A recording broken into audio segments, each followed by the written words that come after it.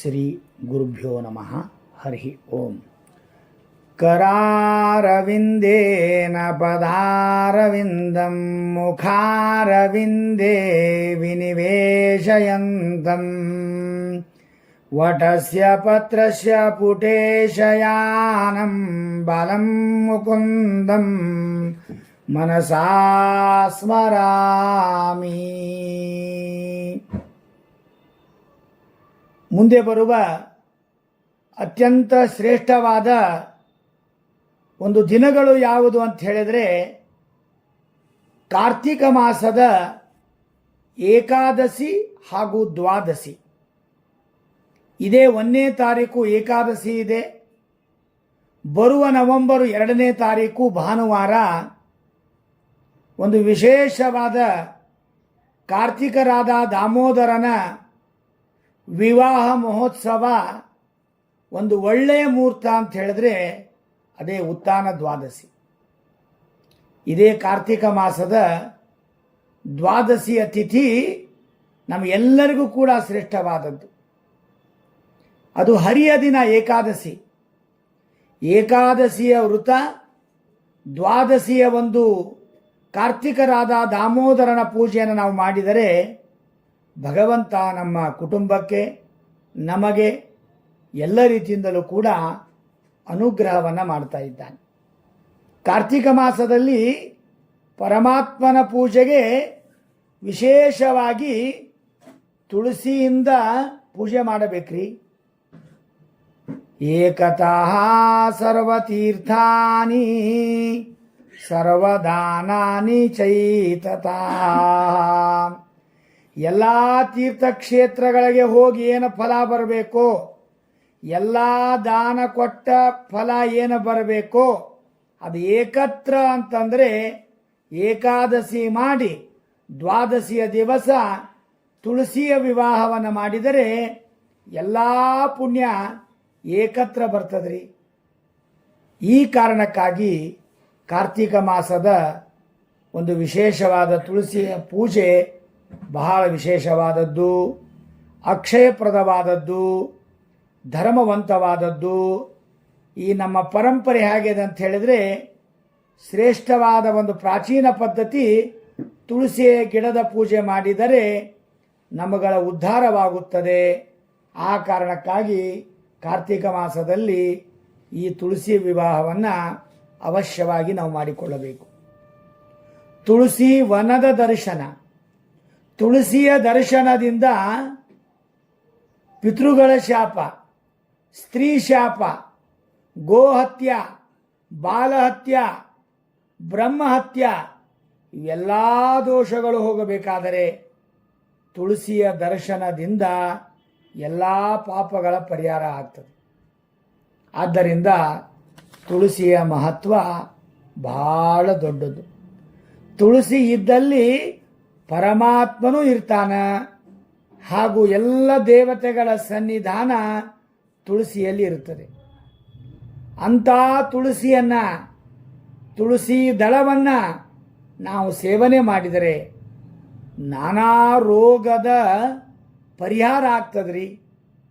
ಮನೆಯ ಮುಂದೆ ತುಳಸಿಯ ಬೃಂದಾವನ ಇಟ್ಟರೆ ಮನೆಯ ಸಕಲ ದೋಷಗಳು, ವಾಸ್ತು ದೋಷ ಆಗಿರ್ಬೋದು, ದೃಷ್ಟಿ ದೋಷ, ನಾನಾ ತರಹದ ದುಷ್ಟ ಶಕ್ತಿಗಳ ದೋಷ ಪರಿಹಾರ ಆಗಬೇಕಾದರೆ ಒಂದೇ ಉಪಾಯ, ನಾವು ಮನೆಯ ಮುಂದೆ ತುಳಸಿಯ ಗಿಡವನ್ನು ನೆಡಬೇಕು.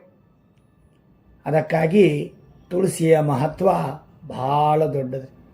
ಹಳೆ ಕಾಲಕ್ಕೆ ರಾಜರು, ದೊಡ್ಡ ದೊಡ್ಡ ಮಂತ್ರಿಗಳು, ನಾವು ಕೂಡ ಒಳ್ಳೆಯ ಕೆಲಸಕ್ಕೆ ಹೋಗಬೇಕಾದರೆ ಮನೆಯ ಮುಂದೆ ಇರುವ ತುಳಸಿಯ ಬೃಂದಾವನಕ್ಕೆ ಪ್ರದಕ್ಷಿಣೆ ಹಾಕಿ ದರ್ಶನವನ್ನು ಮಾಡಿ ನಾವು ಹೋದರೆ ಆ ಕಾರ್ಯ ಯಶಸ್ವಿಯಾಗ್ತದೆ. ತುಳಸಿಯ ಮಾಲೆಯನ್ನು ಧರಿಸಿದರೆ ಶಾರೀರಿಕವಾದಂತಹ ದೋಷಗಳು ಪರಿಹಾರವಾಗುತ್ತವೆ. ಸರ್ವ ಸಾಧನೆಗೆ ಸಹಾಯ ಆಗ್ತದೆ ತುಳಸಿಯ ಮಾಲೆ. ಆದ್ದರಿಂದ ತುಳಸಿ ಮಾಲೆ, ತುಳಸಿ ದಳ, ತುಳಸಿ ಎಲ್ಲವೂ ಕೂಡ ನಮಗೆ ಅತ್ಯಂತ ಪೂಜನೀಯವಾದದ್ದು. ಈ ತುಳಸಿಯ ಜನ್ಮದ ಕಥೆ ನಾವು ತಿಳಿಯೋಣ. ಇದೇ ಸ್ಕಾಂದ ಪುರಾಣದಲ್ಲಿ ಆ ಭಗವಂತ ಕ್ಷೀರಸಾಗರದ ದೇವತೆಗಳು ಹಾಗೂ ರಾಕ್ಷಸರು ಮಂಥನ ಮಾಡೋ ಕಾಲಕ್ಕೆ ಆ ಭಗವಂತ ಆ ಸಮುದ್ರದ ಮಧ್ಯದಲ್ಲಿ ಅಮೃತವನ್ನು ಹಿಡಿದು ಬರಬೇಕಾದಾಗ ಆನಂದ ಆಯಿತು ಭಗವಂತನಿಗೆ. ಆನಂದನಾಮಕನಾದ ಭಗವಂತನಿಗೆ ಆನಂದದ ಬಾಷ್ಪಗಳು 2 ಹನಿಗಳು ಆ ಸುವರ್ಣಮಯವಾದ ಆ ಅಮೃತದ ಕಲಶದೊಳಗೆ ಬಿದ್ದುವಂತು. ಆ ಬಿದ್ದ 2 ಹನಿಗಳೇ ತುಳಸಿಯಾಗಿ ಬೆಳೆತು. ಅಂಥ ತುಳಸಿ ಬಹಳ ಜಗತ್ತಿಗೆ ಯೋಗ್ಯವಾಗಿದೆ. ಒಂದನೇದ್ದು ತುಳಸಿಯಿಂದ ಭಗವಂತನ ಸನ್ನಿಧಾನ, 2ನೇದು ಅಮೃತ ಕಲಶ, 3ನೇದು ಭಗವಂತನ ಆನಂದ ಬಾಷ್ಪ. ಆದ್ದರಿಂದ ಜಗತ್ತಿಗೆ ಈ 3 ಕಾರಣದಿಂದಲೇ ತುಳಸಿ ಅಷ್ಟು ಪ್ರಸಿದ್ಧಿಯಾಗಿದೆ.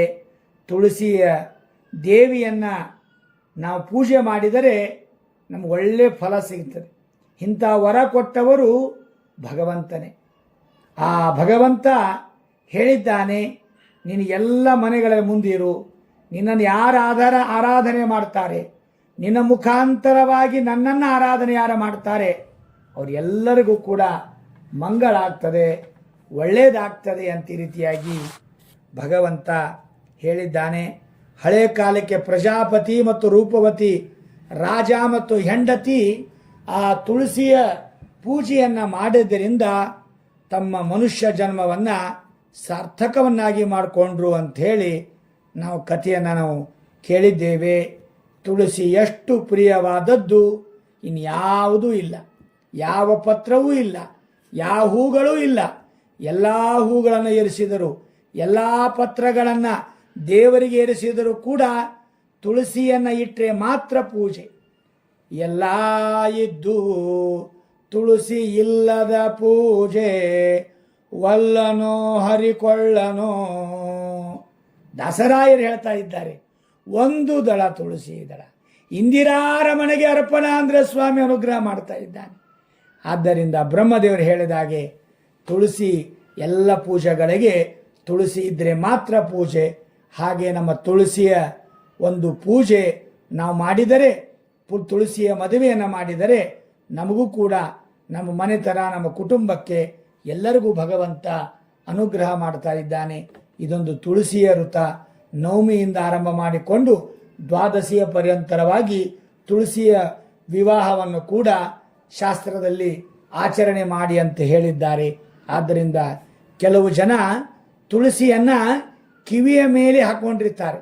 ಯಾಕೆ ಅಂದರೆ ನಾವೆಲ್ಲಾದರೂ ಕೂಡ ಅಶೌಚ ಆದರೆ ಕೆಟ್ಟ ದೃಷ್ಟಿ ನಮ್ಮ ಮೇಲೆ ಬಿದ್ದರೆ ಅಥವಾ ಕೆಟ್ಟ ಜನ ನಮ್ಮನ್ನು ಸ್ವಲ್ಪ ಒಳ್ಳೆಯದಾಗಬಾರದು ಅಂತ ಒಂದು ಶಪಿಸಿದರೆ ಅದ್ಯಾವುದೂ ಕೂಡ ಆಗೋದಿಲ್ಲ. ಯಾಕೆ ಅಂದರೆ ಒಬ್ಬ ಮನುಷ್ಯ ತೀರ್ಥವನ್ನು ತೆಗೆದುಕೊಳ್ಳಬೇಕು. ತೀರ್ಥದಲ್ಲಿ ತುಳಸಿ ಇರ್ತದೆ. ತುಳಸಿಯನ್ನು ಕಿವಿ ಮೇಲೆ ಇಟ್ಟುಕೊಂಡ್ರೆ ಶರೀರ ಶುದ್ಧಿ ಆಗ್ತದೆ, ಮಡಿನೂ ಆಗ್ತದೆ. ಆದ್ದರಿಂದ ತುಳಸಿಯ ಬಗ್ಗೆ ಬಹಳ ರೀತಿಯಾಗಿ ಹೇಳಿದ್ದಾರೆ. ಆದ್ದರಿಂದ ಇದೇ ಕಾರ್ತಿಕ ಮಾಸ ಅಂದರೆ 1ನೇ ತಾರೀಕು ಏಕಾದಶಿ ಇದೆ ನವೆಂಬರು, 2ನೇ ತಾರೀಕು 1ನೇ ತಾರೀಕು ಏಕಾದಶಿಯ ಎಲ್ಲ ತುಳಸಿಯ ಒಂದು ಸಿದ್ಧತೆ ಮಾಡಿಕೊಡ್ರಿ. ಸುಣ್ಣ ಹಚ್ಚಬೇಕು ಹಾಗೂ ಹಂದರ ಹಾಕಬೇಕು. ವಿಶೇಷವಾಗಿ ಹುಣಸೆ ಗಿಡದ ಒಂದು ತಪ್ಪಲನ್ನು ತಂದಿಡಬೇಕು. ಮಾವಿನ ಸೊಪ್ಪನ್ನು ಮನೆಯ ಮುಂದೆ ತುಳಸಿಯ ಗಿಡದ ಮುಂದೆ ಹಚ್ಚಬೇಕು. ಹೀಗೆ ಒಂದು ತುಳಸಿಯ ವಿವಾಹವನ್ನು ನಾವು ಭಕ್ತಿಯಿಂದ ಮಾಡಿದರೆ ಆ ಭಗವಂತ ಅನುಗ್ರಹ ಮಾಡ್ತಾನೆ. ಇದೊಂದು ಕಾರ್ತಿಕ ಮಾಸ, ಇದೊಂದು ಸ್ನಾನ. ಕಾರ್ತಿಕ ಸ್ನಾನ ಅಂದರೆ ವಿಶೇಷವಾದ ಪುಣ್ಯ. ಸ್ನಾನದಿಂದ ಎಲ್ಲ ಕಾರ್ಯಗಳು ಆಗ್ತವೆ. ಸ್ನಾನದಿಂದ ಶರೀರ ದನು ಆರಿಸ್ಕೊಳ್ತದೆ. ಆದ್ದರಿಂದ ಕಾರ್ತಿಕ ಸ್ನಾನ, ದೀಪೋತ್ಸವ ನೋಡಿ. ಕಾರ್ತಿಕ ಮಾಸ ಬಂತು ಅಂದರೆ ಸಾಕು, ಬೆಳಗ್ಗೆ ಸಾಯಂಕಾಲ ದೀಪದ ಆರಾಧನೆ ಮಾಡಿ. ಎಷ್ಟು ದೀಪದ ಆರಾಧನೆ ಮಾಡ್ತಿರೋ ನಿಮಗೆ, ನಿಮ್ಮ ಕುಟುಂಬಕ್ಕೆ, ನಿಮ್ಮ ಮಕ್ಕಳಿಗೆ ಭಗವಂತ ಒಳ್ಳೆಯ ಜ್ಞಾನವನ್ನು ಕೊಡುತ್ತಾನೆ. ಆದ್ದರಿಂದ ಒಂದು ಮೊದಲನೇದ್ದು ಸ್ನಾನ, ಕಾರ್ತಿಕ ಸ್ನಾನ, 2ನೇದ್ದು ದೀಪದ ಆರಾಧನೆ, 3ನೇದ್ದು ಕಾರ್ತಿಕರಾದ ದಾಮೋದರ ವಿವಾಹ. ಎಲ್ಲರೂ ಮನೆಗಳಲ್ಲಿ ನಿಮ್ಮ ತುಳಸಿಯ ಬೃಂದಾವನದ ಮುಂದೆ ತುಳಸಿಯ ವಿವಾಹವನ್ನು ಮಾಡಿ ದೇವರಿಗೆ ಬೇಡಿಕೊಳ್ಳಿ, ಜಗತ್ತಿಗೆ ಒಳ್ಳೆಯದಾಗಲಿ, ಕಲ್ಯಾಣವಾಗಲಿ ಅಂತ ಈ ರೀತಿಯಾಗಿ ಆ ಭಗವಂತನ ಸೇವೆಯನ್ನು ಮಾಡೋಣ. ಕಾರ್ತಿಕರಾದ ದಾಮೋದರ ನಮಗೆ ಅನುಗ್ರಹವನ್ನು ಮಾಡಿದರೆ ನಮ್ಮ ಜನ್ಮ ಸಾರ್ಥಕವಾಗುತ್ತದೆ. ಇಷ್ಟೇ ಸಾಕು. ಶ್ರೀ ಕೃಷ್ಣ ಅರ್ಪಣಮಸ್ತು.